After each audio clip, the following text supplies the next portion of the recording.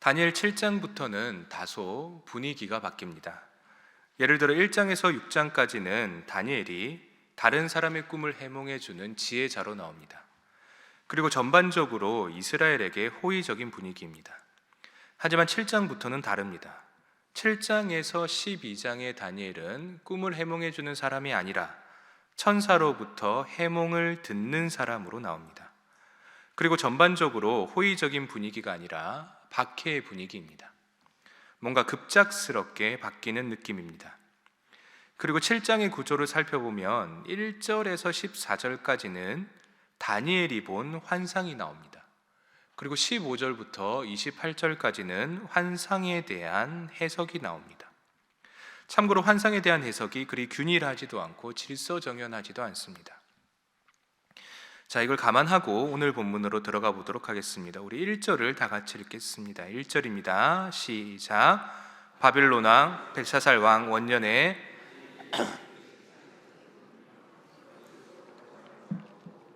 꿈을 기록하며 그 일의 대략을 진술하니라. 아멘. 때는 벨사살 왕 원년입니다. 다니엘이 침상에서 꿈을 꾸는데요, 거기서 환상을 봅니다. 그리고 그 환상을 기록한 것이 오늘 다니엘 7장의 말씀입니다. 과연 다니엘이 무슨 환상을 봤을까요? 2절을 보십시오.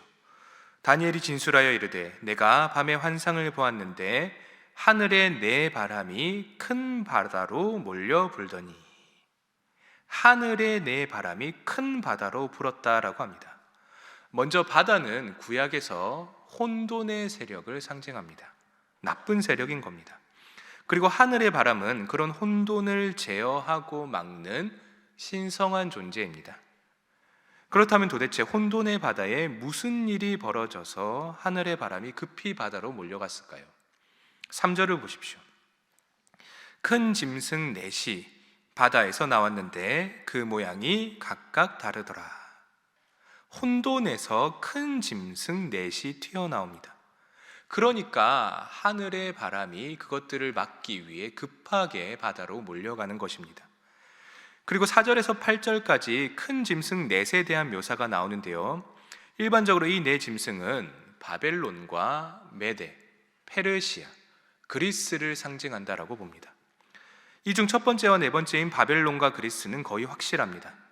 하지만 두 번째와 세 번째 짐승이 정말 메데와 페르시아인지는 정보가 부족하기에 확실하다라고 말하기에는 조금 애매하기는 합니다. 결정적으로 다니엘서가 이 두 짐승에 대해서는 그리 관심이 있지는 않습니다. 아무튼 첫 번째 짐승입니다. 4절입니다. 첫째는 사자와 같은데 독수리의 날개가 있더니 내가 보는 중에 그 날개가 뽑혔고 또 땅에서 들려서 사람처럼 두 발로 서게 함을 받았으며 또 사람의 마음을 받았더라. 보통 독수리와 사자는 각각 하늘과 땅의 짐승 중 가장 강한 짐승이라고 합니다. 그런데 그 두 짐승이 섞여 있습니다. 그만큼 강력한 존재라는 것입니다. 그렇다면 과연 이 짐승은 누굴까요? 우리가 잘 아는 강력한 제국 바벨론입니다. 실제로 성경에 나오는 예언자들은 바벨론을 지칭할 때 독수리나 사자라고 합니다. 그런데 이 4절에서 조금 애매한 게 있습니다. 4절 중반을 보시면 날개가 뽑혀 사람처럼 두 발로 섰고 사람의 마음을 받았다라고 합니다. 짐승이 사람이 됐습니다. 이게 무슨 말일까요? 여기서 해석이 두 가지로 갈립니다. 첫 번째는 바벨론의 약화로 보는 견해입니다. 날개가 뽑혔다는 건 하늘을 날지 못하는 것이니 힘이 약해진 것이고, 무서움을 모르던 사자의 마음이 두려움을 아는 사람의 마음이 되었으니 이 또한 바벨론의 약화로 보는 것입니다. 이게 첫 번째 해석입니다. 그리고 두 번째 해석은 완전히 반대로 바벨론의 강력함이라고 보는 해석입니다. 참고로 고대에 짐승을 이용해서 여러 민족들을 나타내는 이야기가 있는데요, 이 이야기에서 짐승이 아니라 인간처럼 나오는 존재는 보통 약한 존재가 아니라 천상의 존재입니다.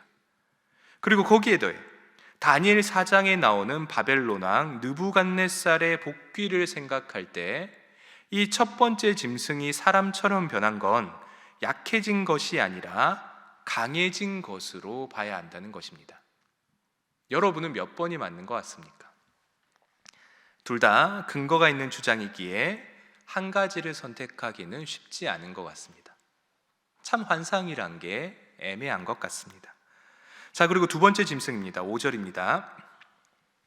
다른 짐승 곧 둘째는 곰과 같은데 그것이 몸 한쪽을 들었고 그 입의 잇사이에는 새 갈빗대가 물렸는데 그것에게 말하는 자들이 있어 이르기를 일어나서 많은 고기를 먹으라 하였더라.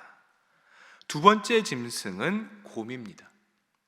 곰은 구약에서 무서운 짐승으로 나타납니다. 실제로 5절을 보시면 이 무서운 곰이 몸 한편을 들었다라고 합니다. 이것은 몸을 들고 곧바로 덮칠 준비를 하는 곰의 공격적인 모습을 나타내는 장면입니다. 그리고 이빨 사이에 새 갈빗대가 있다라고 하는데요, 이것은 잡은 동물을 물어뜯는 탐욕적인 모습입니다. 마치 이 모습이 과거 메대가 침략한 나라들을 철저히 파괴하는 모습처럼 보입니다. 이제 세 번째 짐승입니다. 6절입니다. 그 후에 내가 또 본즉 다른 짐승 곧 표범과 같은 것이 있는데 그 등에는 새의 날개 넷이 있고 그 짐승에게 또 머리 넷이 있으며 권세를 받았더라. 세 번째 짐승은 네 날개와 네 머리를 가진 표범입니다. 이 짐승은 짐작하기로 페르시아입니다. 실제로 페르시아는 굉장히 빠른 속도로 영토를 확장시킵니다. 그리고 한쪽 방향이 아니라 사방을 향해 정복 전쟁을 펼칩니다. 그래서 이런 빠른 속도와 사방을 향한 공격을 네 날개와 네 머리로 표현하지 않았을까 짐작을 하는 겁니다. 마지막으로 네 번째 짐승입니다. 7절에서 8절인데요, 7절은 제가 읽고 8절은 여러분이 읽겠습니다. 내가 밤 환상 가운데 그 다음에 본 넷째 짐승은 무섭고 놀라우며 또 매우 강하며 또 새로 된 큰 이가 있어서 먹고 부서뜨리고 그 나머지를 발로 밟았으며 이 짐승은 전의 모든 짐승과 다르고 또 10뿔이 있더라.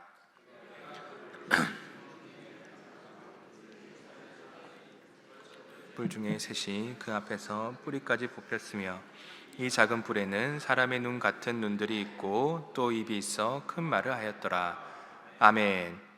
오늘 본문이 가장 많은 관심을 기울이는 이 네 번째 짐승은 그리스입니다. 가장 분량이 많죠. 일단 그리스는 한 짐승의 모습이 아니라 괴물 같은 강력한 모습을 가지고 있습니다. 제일 강한 나라입니다.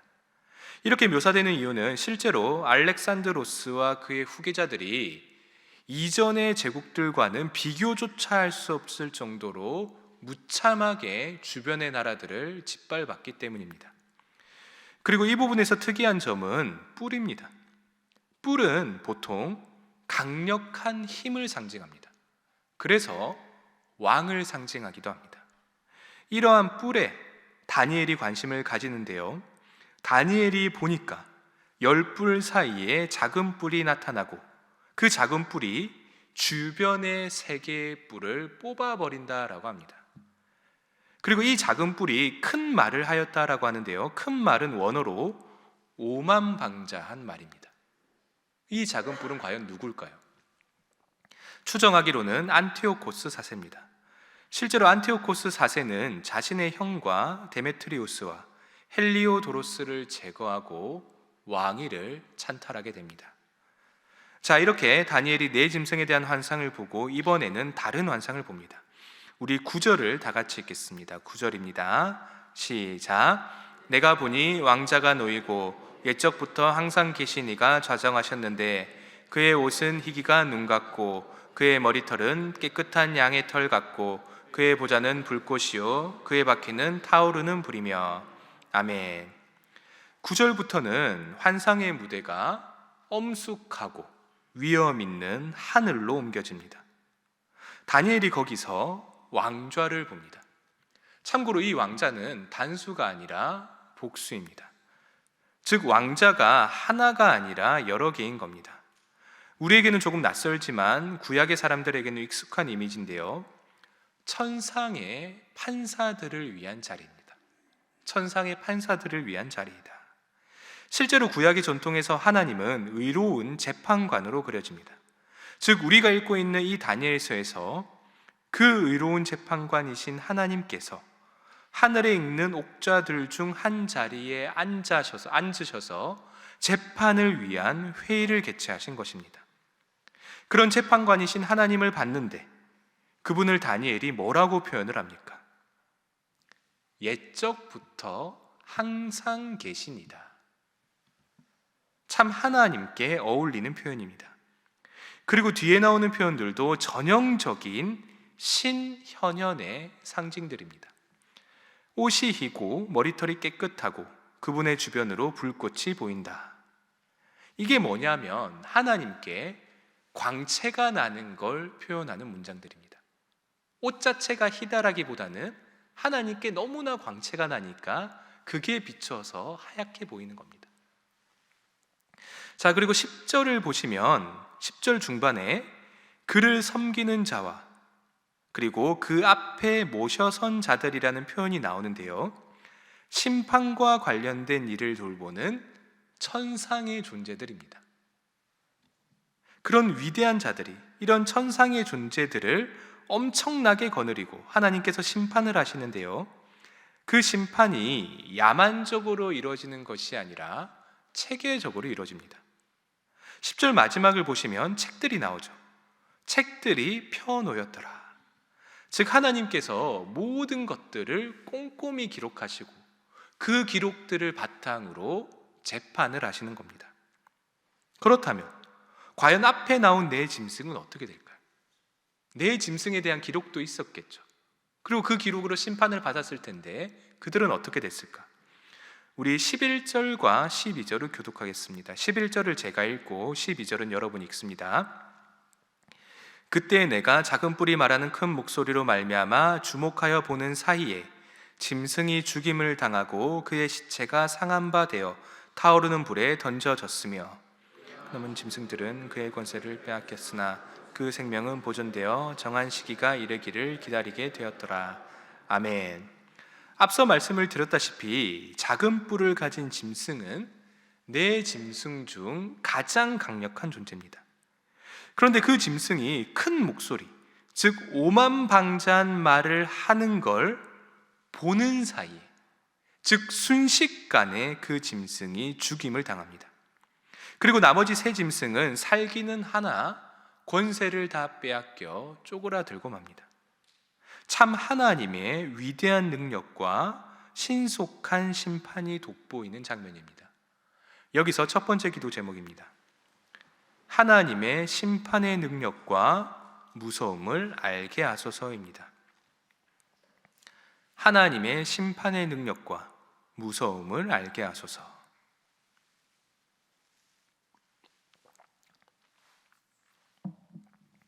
하나님의 심판의 능력과 무서움을 알게 하소서.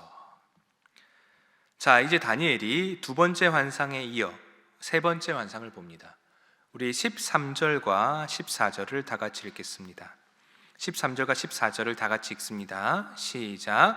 내가 또 밤 환상 중에 보니 인자 같은 이가 하늘 구름을 타고 와서 옛적부터 항상 계신 이에게 나아가 그 앞으로 인도되매 그에게 권세와 영광과 나라를 주고 모든 백성과 나라들과 다른 언어를 말하는 모든 자들이 그를 섬기게 하였으니 그의 권세는 소멸되지 아니하는 영원한 권세요 그의 나라는 멸망하지 아니할 것이니라.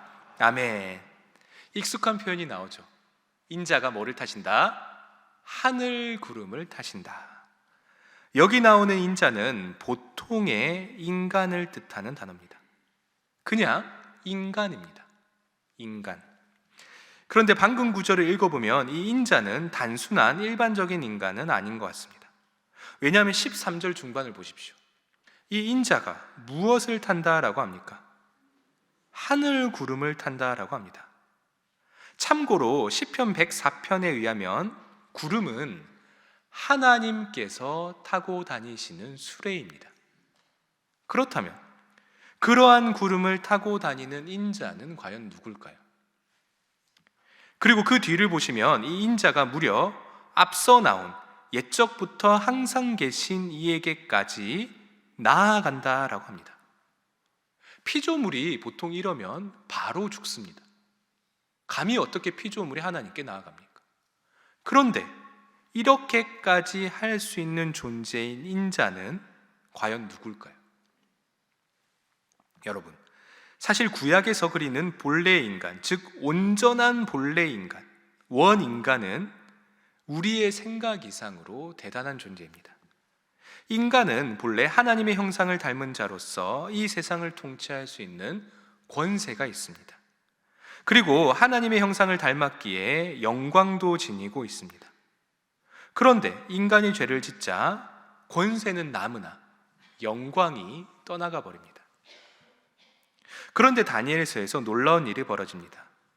7장에서 마치 죄를 짓기 전에 본래 인간, 즉 원인간을 닮았으며 동시에 그를 능가하는 것처럼 보이는 존재, 인자 같은 이가 등장합니다. 그에게는 권세는 물론이요, 에덴 동산 이후 인간이 잃어버렸던 영광이 있습니다. 심지어 그는 나라를 가지고 있는데요, 이 나라에는 만 백성이 머물고 있습니다. 그리고 심지어 그 나라는 멸망하지 않습니다.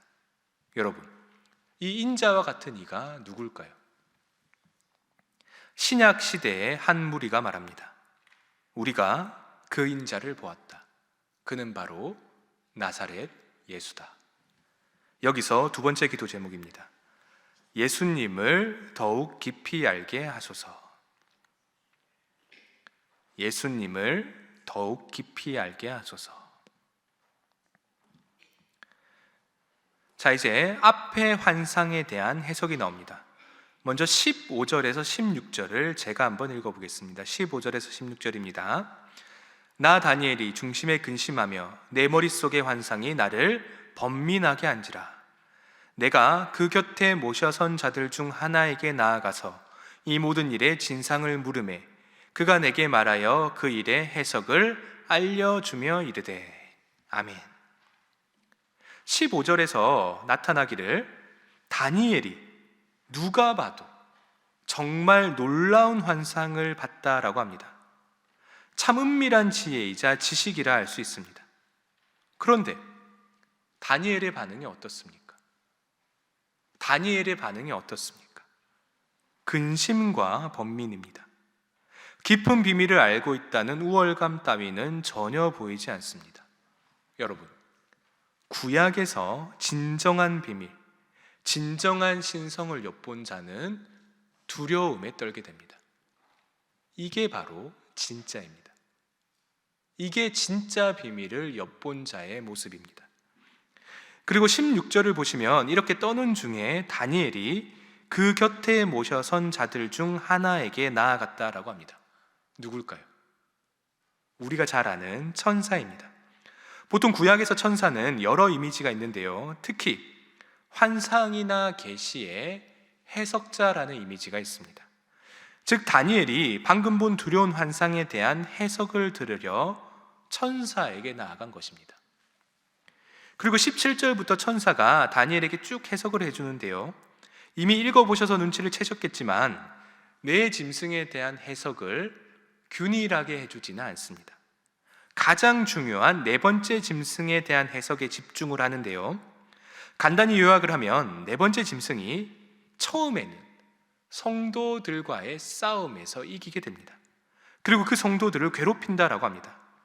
그러나 셋대반을 지내고 심판의 때가 다가오자 네 번째 짐승이 권세를 빼앗기고 완전히 멸망한다라고 합니다. 실제로 안티오코스 4세가 유대인을 상당히 핍박합니다. 절기를 지키지 못하게 하고요, 할례는 물론이고 안식일을 지키는 것도 금지시킵니다. 그리고 성전에서 제사를 드리는 자를 사형시킵니다. 그리고 동시에 유대인의 행동 양식을 버리고 헬라화 운동에 동참한 유대인들에게 권력을 부여합니다. 그 결과 많은 유대인이 자신의 신앙을 버렸고 회당은 폐쇄되고 많은 구약의 두루마리들이 불태워집니다. 그리고 율법에 충실한 사람들은 예루살렘을 떠나 광야와 산속에 숨어들게 됩니다. 하지만 정확한 시기는 모르겠지만 셋대 반이 지나고 하나님의 심판이 임하자 넷째 짐승 안티오코스 4세가 죽게 됩니다. 자, 그런데 여기서 조심할 점이 있습니다. 26절에서 27절을 보십시오. 이렇게 나옵니다. 그러나 심판이 시작되면 그는 권세를 빼앗기고 완전히 멸망할 것이요 나라와 권세와 온 천하의 나라들의 위세가 지극히 높으신 이에 누구에게? 거룩한 백성에게 붙임 바 되리니. 넷째 짐승이 권세를 빼앗기고 거룩한 백성이 승리한다라고 합니다. 그렇다면 여기 나오는 거룩한 백성이 누굴까요? 여기 나오는 거룩한 백성이 누굴까? 현대인이 보기에 우리는 쉽게 신실한 이스라엘의 백성들이라고 생각합니다. 과연 그럴까요? 여러분, 다니엘서에서 이스라엘 백성은 이런 식으로 표현되지 않습니다. 다른 표현으로 나옵니다. 사실 오늘 본문에 나오는 전쟁에서 승리한 거룩한 백성은 신실한 유대 백성이 아니라 혼돈의 세력과 대결할 수 있는 하늘의 군대, 즉 천상의 존재들입니다. 하늘 보좌에 앉아있는 인자의 명령을 땅에서 수행하는 하늘의 천사들인 것입니다. 즉 우리가 싸우는 것이 아니라 하나님께서 싸우시는 것입니다. 여기서 세 번째 기도 제목입니다. 진정한 승리는 하나님께로부터 온다는 것을 알게 하소서입니다. 진정한 승리는 하나님께로부터 온다는 것을 알게 하소서. 이제 오늘 말씀을 놓고 기도하겠습니다.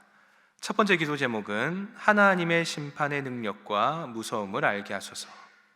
두 번째 기도 제목은 예수님을 더욱 깊이 알게 하소서. 세 번째 기도 제목은 진정한 승리는 하나님께로부터 온다는 것을 알게 하소서. 마지막으로 늘 위임 목사님께서 영육간에 강건하게 하소서입니다. 이 기도 제목들을 놓고 우리 다 같이 기도하겠습니다. 주여 믿습니다. 주여 믿습니다. 주여 믿습니다.